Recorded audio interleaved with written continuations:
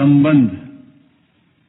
पूर्व श्लोक में कर्म करने की आज्ञा देने के बाद अब भगवान कर्म करते हुए सम रहने का प्रकार बताते हैं।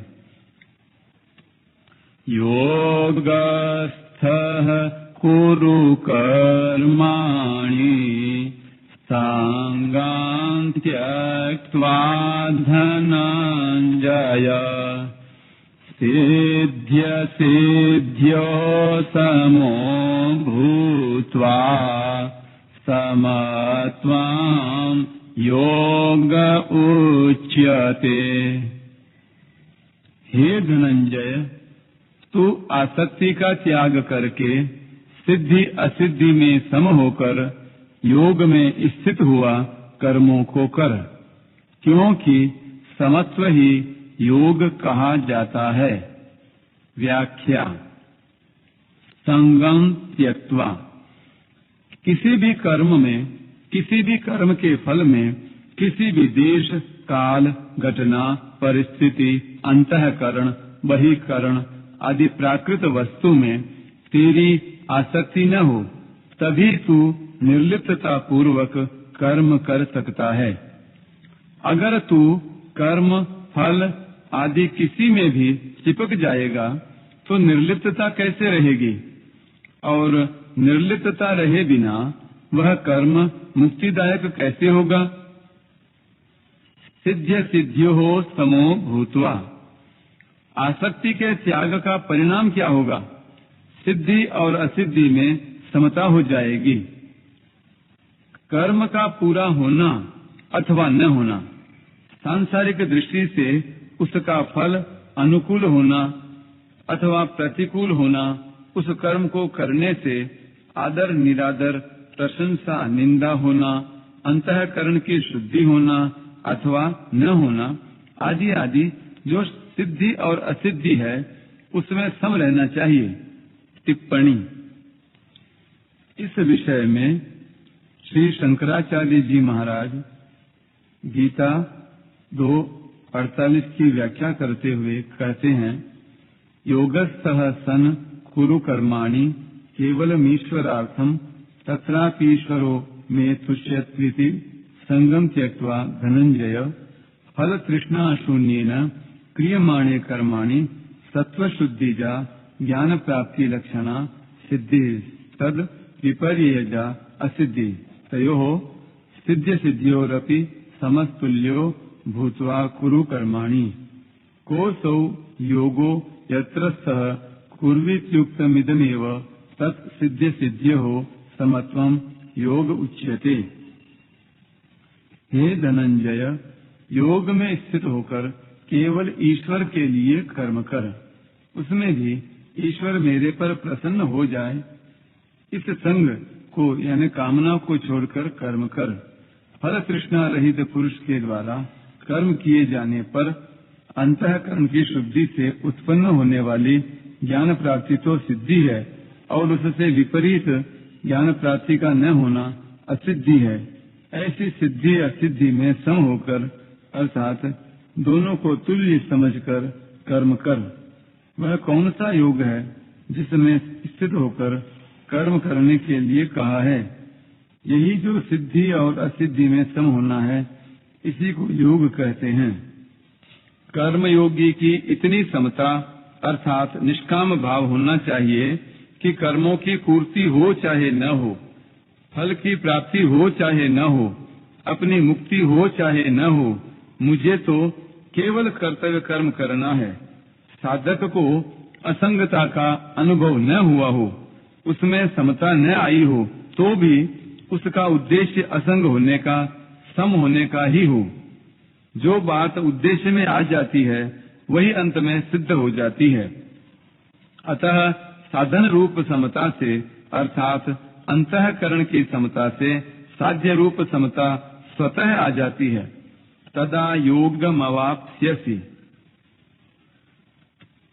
योगस्थः कुरु कर्माणि, सिद्धि असिद्धि में सम होने के बाद उस समता में निरंतर अटल स्थित रहना ही योगस्थ होना है। जैसे किसी कार्य के आरंभ में गणेश जी का पूजन करते हैं तो उस पूजन को कार्य करते समय हरदम साथ में नहीं रखते। ऐसे ही कोई यह न समझ ले कि आरंभ में एक बार सिद्धि असिद्धि में सम हो गए तो अब उस समता को हरदम साथ में नहीं रखना है, राग द्वेष करते रहना है। इसलिए भगवान कहते हैं कि समता में हरदम स्थित रहते हुए ही कर्तव्य कर्म को करना चाहिए। समत्वम योग उच्यते, समता ही योग है, अर्थात समता परमात्मा का स्वरूप है। वह समता अंतःकरण में निरंतर बनी रहनी चाहिए। आगे 5वें अध्याय के 19वें श्लोक में भगवान कहेंगे कि जिनका मन समता में स्थित हो गया है उन लोगों ने जीवित अवस्था में ही संसार को जीत लिया है, क्योंकि ब्रह्म निर्दोष और सम है। अतः उनकी स्थिति ब्रह्म में ही है। समता का नाम योग है। यह योग की परिभाषा है। इसी को आगे 6वें अध्याय के 23वें श्लोक में कहेंगे कि दुखों के संयोग का जिसमें वियोग है उसका नाम योग है। ये दोनों परिभाषाएं वास्तव में एक ही है। जैसे दाद की बीमारी में खुजली का सुख होता है और जलन का दुख होता है, पर ये दोनों ही बीमारी होने से दुख रूप हैं। ऐसे ही संसार के संबंध से होने वाला सुख और दुख दोनों ही वास्तव में दुख रूप हैं। ऐसे संसार से संबंध विच्छेद का नाम ही दुख संयोग वियोग है। अतः चाहे दुखों के संयोग का वियोग अर्थात सुख दुख से रहित होना कहें, चाहे सिद्धि असिद्धि में अर्थात सुख दुख में सम होना कहें, एक ही बात है। इस श्लोक का तात्पर्य यह हुआ कि स्थूल सूक्ष्म और कारण शरीर से होने वाली मात्र क्रियाओं को केवल संसार की सेवा रूप से करना है, अपने लिए नहीं। ऐसा करने से ही समता आएगी। बुद्धि और समता संबंधी विशेष बात। बुद्धि दो तरह की होती है, अव्यवसायत्मिका और व्यवसायत्मिका। जिसमें सांसारिक सुख भोग आराम मान बढ़ाई आदि प्राप्त करने का ध्येय होता है, वह बुद्धि अव्यवसायत्मिका होती है। जिसमें समता की प्राप्ति करने का अपना कल्याण करने का ही उद्देश्य रहता है, वह बुद्धि व्यवसायत्मिका होती है। अव्यवसायत्मिका बुद्धि अनंत होती है और व्यवसायत्मिका बुद्धि एक होती है। जिसकी बुद्धि अव्यवसायत्मिका होती है वह स्वयं अव्यवसायी यानी अव्यवस्थित होता है। बुद्धयो व्यवसायी नाम, तथा वह संसारी होता है। जिसकी बुद्धि व्यवसायत्मिका होती है वह स्वयं व्यवसायी होता है यानी व्यवस्थित होता है। व्यवस्थितो ही सह, तथा वह साधक होता है। समता भी दो तरह की होती है, साधन रूप समता और साध्य रूप समता। साधन रूप समता अंतःकरण की होती है और साध्य रूप समता परमात्मा स्वरूप की होती है। सिद्धि असिद्धि अनुकूलता प्रतिकूलता आदि में सम रहना अर्थात अंतःकरण में राग द्वेष का न होना साधन रूप समता है, जिसका वर्णन गीता में अधिक हुआ है। इस साधन रूप समता से जिस स्वतः सिद्ध समता की प्राप्ति होती है वह साध्य रूप समता है, जिसका वर्णन इसी अध्याय के 53वें श्लोक में तदा योगमवाप्स्यसि पदों से हुआ है। अब इन चारों भेदों को यूं समझें कि एक संसारी होता है और एक साधक होता है, एक साधन होता है और एक साध्य होता है। भोग भोगना और संग्रह करना यही जिसका उद्देश्य होता है वह संसारी होता है। उसकी एक व्यवसायत्मिका बुद्धि नहीं होती, प्रत्युत कामना रूपी शाखाओं वाली अनंत बुद्धियां होती हैं। मेरे को तो समता की प्राप्ति ही करनी है, चाहे जो हो जाए, ऐसा निश्चय करने वाले की व्यवसायत्मिका बुद्धि होती है। ऐसा साधक जब व्यवहार क्षेत्र में आता है तब उसके सामने सिद्धि असिद्धि, लाभ हानि, अनुकूल प्रतिकूल परिस्थिति आदि आने पर वह उनमें सम रहता है, राग द्वेष नहीं करता। इस साधन रूप समता से वह संसार से ऊंचा उठ जाता है। इहैव तैर्जितः सर्गो येषाम् साम्ये स्थितम् मनः। साधन रूप समता से स्वतः सिद्ध समरूप परमात्मा की प्राप्ति हो जाती है। निर्दोषम ही समम ब्रह्म तस्माद् ब्रह्मणि ते स्थितः। परिशिष्ट भाव। पातंजल योग दर्शन में चित्त वृत्ति निरोध रूप साधन को योग कहा गया है। योगश्चित्त वृत्ति निरोधः। इस योग के परिणाम स्वरूप दृष्टा की स्वरूप में स्थिति हो जाती है। तदा दृष्टुः स्वरूपेवस्थानम।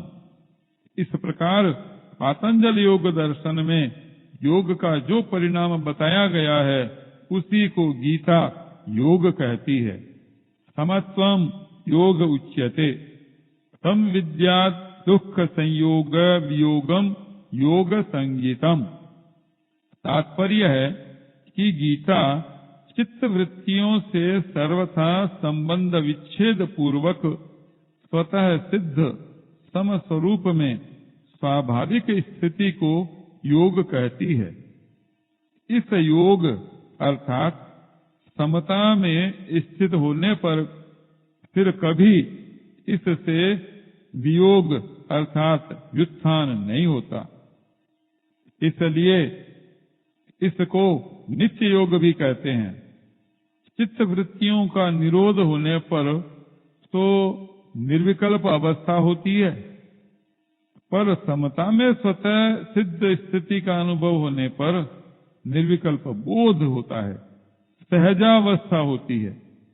निर्विकल्प बोध अवस्था नहीं है, प्रत्युत संपूर्ण अवस्थाओं से अतीत तथा उनका प्रकाशक एवं संपूर्ण योग साधनों का फल है। अवस्था तो निर्विकल्प और सविकल्प दोनों होती है, पर बोध निर्विकल्प ही होता है। इस प्रकार गीता का योग पातंजल योग दर्शन के योग से बहुत विलक्षण है। पातंजल योग दर्शन के योग का अधिकारी वह है जो मूढ़ और क्षिप्त वृत्ति वाला नहीं है, प्रत्युत विक्षिप्त वृत्ति वाला है। परंतु भगवान की प्राप्ति चाहने वाले सब के सब मनुष्य गीता के योग के अधिकारी हैं। इतना ही नहीं, जो मनुष्य भोग और संग्रह को महत्व न देकर इस योग को ही महत्व देता है और इसको प्राप्त करना चाहता है, ऐसा योग का जिज्ञासु भी वेदों में वर्णित सकाम कर्मों का अतिक्रमण कर जाता है। जिज्ञासुरपि योगस्य शब्द ब्रह्माति वर्तते।